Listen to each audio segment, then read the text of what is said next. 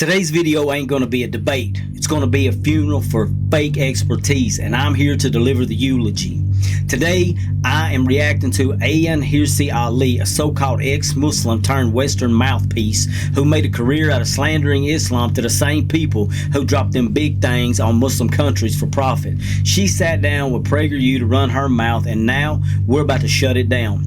This is a roast, a rebuttal, and a reality check, so let the cookout begin. But before we get started, brothers and sisters, be sure to hit the like and the subscribe button and share this content across your various platforms with anybody you think may find it beneficial. Thank you as always for your love and support, and let's get it started.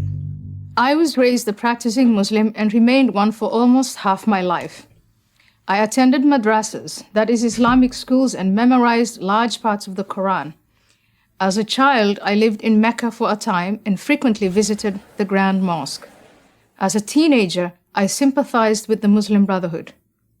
Oh, here we go, right off the rip, the resume dump. You lived in Mecca, so what? Abu Lahab lived right next to the Prophet sallallahu alaihi wasallam, and he still landed in the hellfire.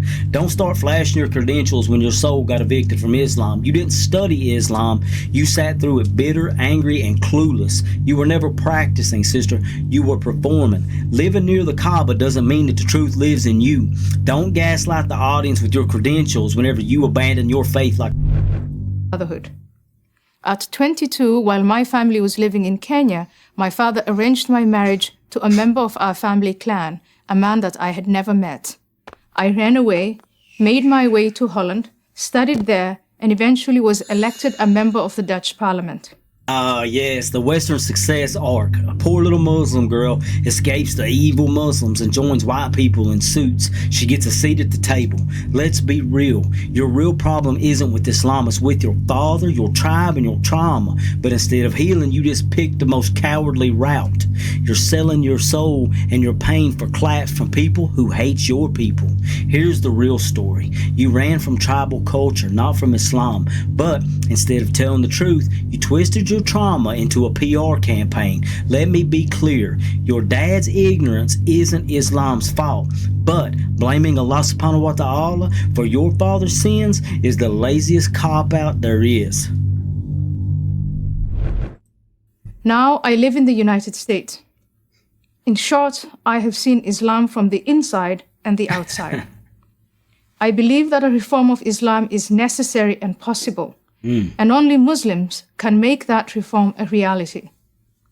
But we in the West cannot remain on the sidelines as though the outcome of this struggle has nothing to do with us.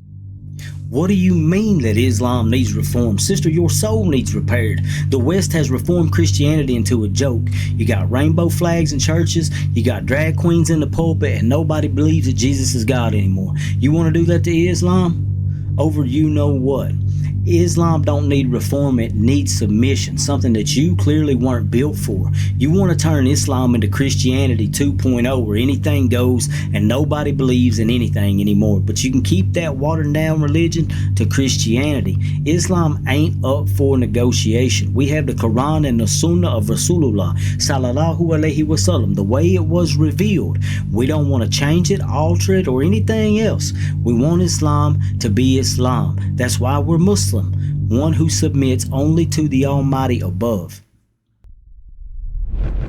If the jihadists win and the hope for a reformed Islam dies, the rest of the world will pay a terrible price. The terror attacks in New York, London, Madrid, Paris, and many other places are only a preview for what's to come. For this reason, I believe that it's foolish to insist, as Western leaders habitually do, that the violent acts committed in the name of Islam can somehow be divorced from the religion itself. Wow. For more than a decade, my message has been simple. Islam is not a religion of peace. When I assert this, I do not mean that Islamic belief makes all Muslims violent. This is manifestly not the case. There are many millions of peaceful Muslims in the world. You know who really paid the price? The 1.5 million Iraqis that were unalived over fake WMDs. The children that are in Gaza getting you-know-what's dropped on them while you smile for PragerU. You ain't warning the world about Islam, you're gaslighting it while it's bleeding. Islam ain't a religion of peace, you say? But the truth of the matter is most Western governments ain't. How many nations got flattened by freedom and democracy? And you want to talk about violence? Don't make any sense, sis. The Quran has laws, and your Western buddies have drones and oil pipelines. What I do say is that the call to violence and the justification for it are explicitly stated in the sacred texts of Islam.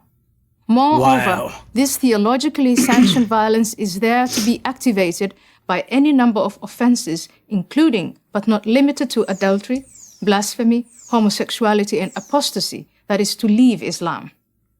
Those who tolerate this intolerance do so at their peril.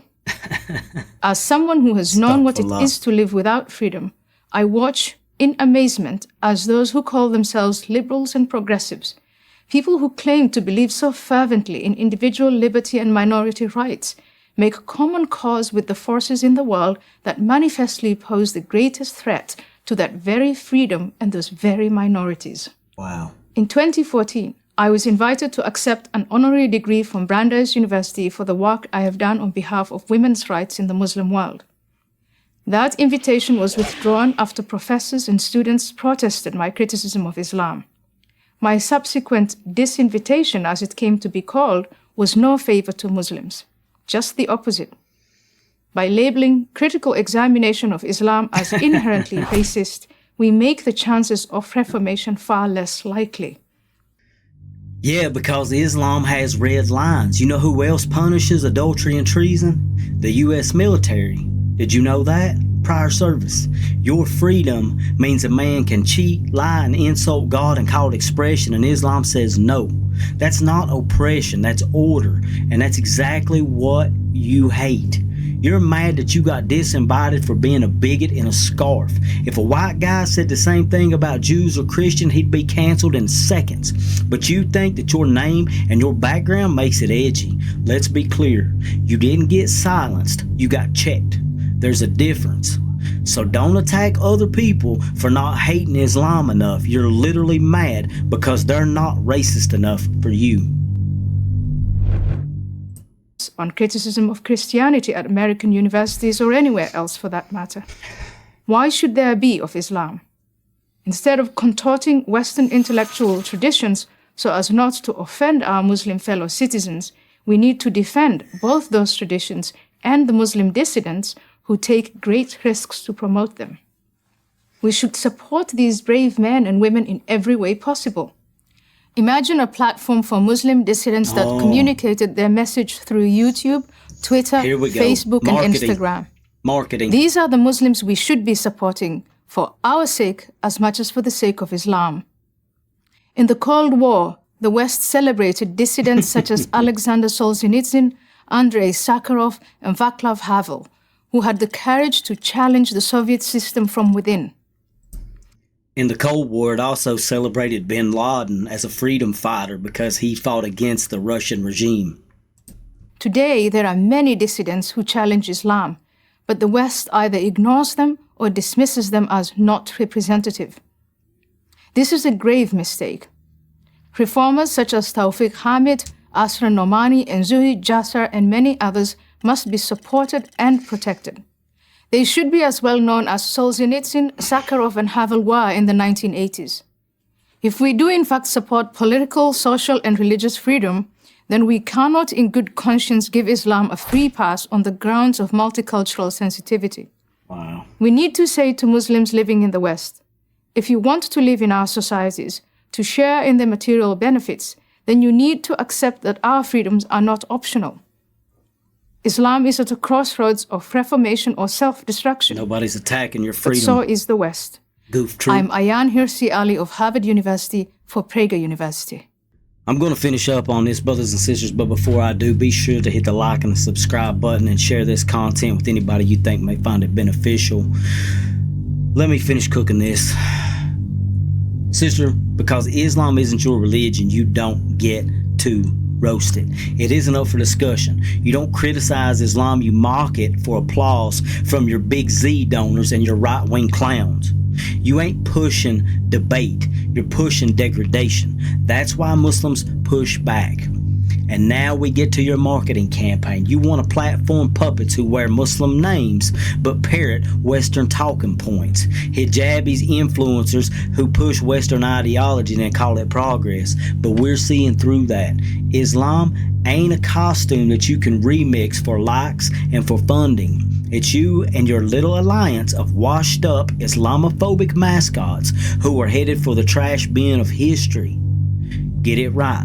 We don't need Islam 2.0. We need sincerity, we need submission, and we need peace. The very things that you obviously fear by trying to keep this bigotry going. Islam is eternal. It doesn't evolve to fit society.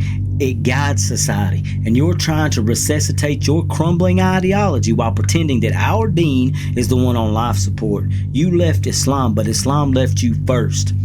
This isn't Islam needing reform. It's your whole argument needing CPR. And even then, it's still flatlined.